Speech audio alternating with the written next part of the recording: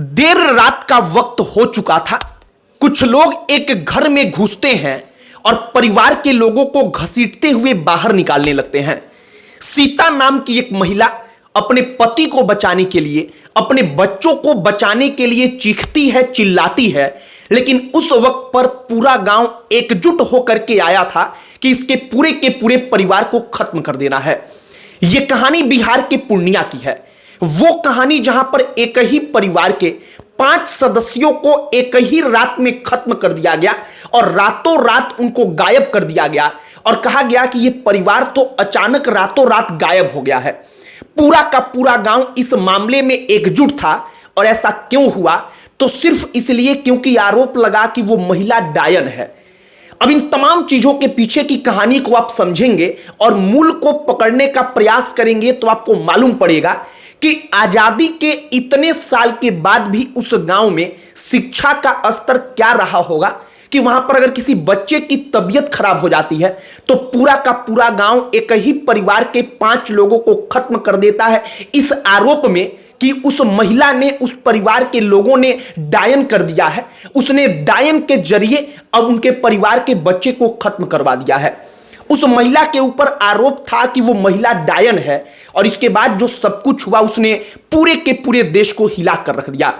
एक अच्छी बात यह है कि अलग अलग जातियों के लोग इसमें शामिल नहीं थे, तो लिहाजा मामला जातिवाद का नहीं बना, नहीं तो अब तक राजनीति की एक अलग पिच तैयार हो गई होती। लेकिन अब अलग असल मसला यह है कि आखिरकार हमने अब तक शिक्षा को दूर दराज के क्षेत्रों तक कितना पहुंचाया है कि लोगों को इतना भी समझ नहीं आ पाया कि हमें क्या करना है और क्या नहीं करना है।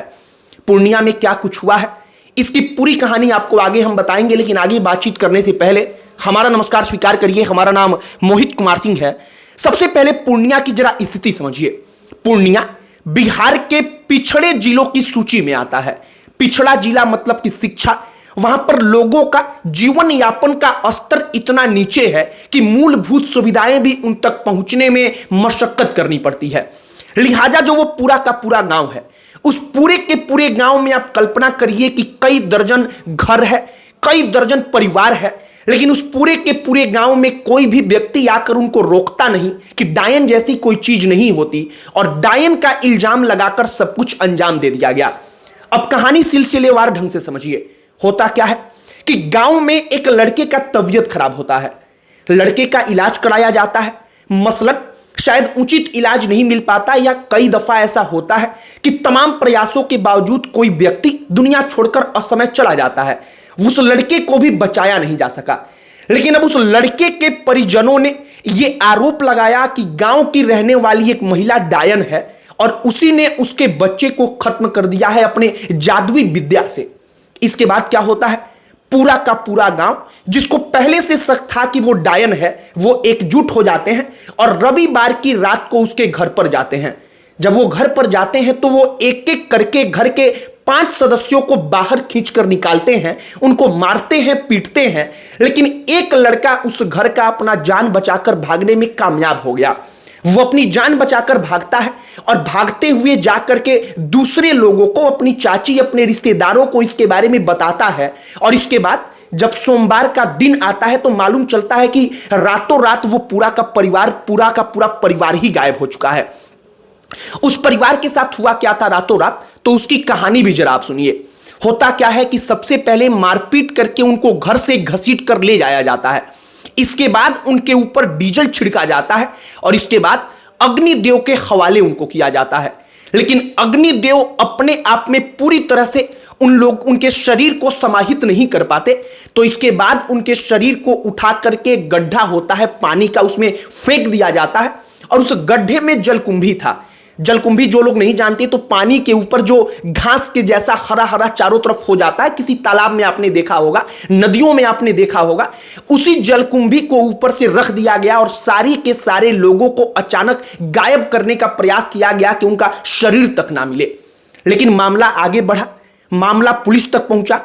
गांव में पुलिस पहुंचती है, जांच पड़ताल करती है और उसके बाद उनके एक एक शरीर को बरामद करती है। शरीर की बरामदगी की जब खबरें आती हैं कि लगातार इस प्रकार के शरीर मिल रहे हैं, तो वहां की लोकल मीडिया एक्टिव होती है और इसके बाद से पूरा का पूरा मामला सुर्खियों में आता है। अब आप एक बार कल्पना करिए कि हम 21वीं सदी के भारत में हैं। हम कल्पना कर रहे हैं कि हम भारत के सबसे विकसित देशों की श्रेणी में आएंगे। हम कल्पना कर रहे हैं कि हम भारत को सबसे शिक्षित देशों की सूची में लाएंगे। लेकिन आज की तारीख में भी भारत का कोई ऐसा राज्य, उसका कोई ऐसा जिला, कोई ऐसा गांव जहां पर पूरे के पूरे गांव में एक भी पढ़ा लिखा आदमी नहीं होता जो कम से कम उन लोगों को समझाकर रोके कि ना, अंधविश्वास, डायन, इन तमाम चीजों जैसा कुछ वाकई में होता नहीं है। अगर उस महिला के ऊपर आरोप लगा, रातों रात जब बताया जा रहा है कि 50 से ज्यादा लोगों ने मिलकर इन तमाम चीजों को अंजाम दिया, मतलब पूरा का पूरा गांव उनके साथ था, तो कहने का मतलब है कि उस पूरे गांव में एक भी ऐसा व्यक्ति नहीं था जिसने जरूरी समझा कि उसी वक्त पर तत्काल पुलिस को बुलाया जाए। क्योंकि जब तमाम घटनाक्रम को अंजाम दिया जा रहा था तो वो 5-10 मिनट में नहीं हुआ। पहले उनको घर घर से घसीटते हुए चौराहे पर लाया गया, जहां पर पूरे गांव के लोगों ने उन्हें देखा, उनसे मारपीट की। इसके बाद से उनको 1.5 किलोमीटर और ले जाया गया और वहां पर ले जाकर के उनके ऊपर डीजल छिड़का गया और इसके बाद दिया सलाई जला दी गई। अब कहने का मतलब है कि इन तमाम चीजों में वक्त तो लगा होगा, लेकिन इतने वक्त में भी किसी ने जरूरी नहीं समझा कि नजदीकी थाने को एक बार फोन करके सूचित कर दिया जाए। तो इससे आप सोच सकते हैं कि उस पूरे के पूरे गांव में आज के दौर में भी शिक्षा का स्तर क्या रहा होगा। बाकी पूर्णिया की कहानी जब लोगों के सामने आती है तो सबका कलेजा दहल उठता है। लोगों को लगता है कि वाकई में ऐसा कुछ हो सकता है क्या, आज के दौर में यह संभव है क्या। जबकि आजकल एक फोन कॉल पर पुलिस 5 मिनट, 10 मिनट, 15 मिनट में कहीं पहुंच जाती है और पुलिस से कांटेक्ट करना बड़ा आसान हो चुका है। एक फोन कॉल की दूरी पर है, तब भी उस पूरे के पूरे परिवार को रातों रात गायब कर दिया जाता है और पुलिस को मालूम तक नहीं चलता।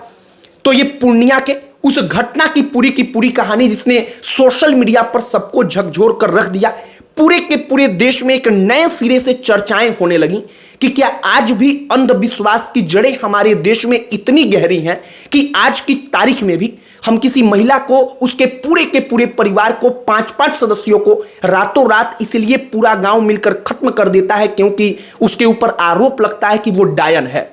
बाकी इसमें योगदान तमाम अलग अलग सरकारों का भी है, क्योंकि अगर सरकारों ने प्रयास किया होता तो आजादी के इतने साल बाद कम से कम उस गांव में, कम से कम उस गांव के रहने वाले लोगों में कोई ना कोई तो पढ़ा लिखा होता जो इन तमाम चीजों को समझता। लेकिन ना, उस पूरे के पूरे गांव में जो शिक्षा का स्तर है वो एकदम न्यूनतम है। हमने आपको पूरी की पूरी कहानी बताई है।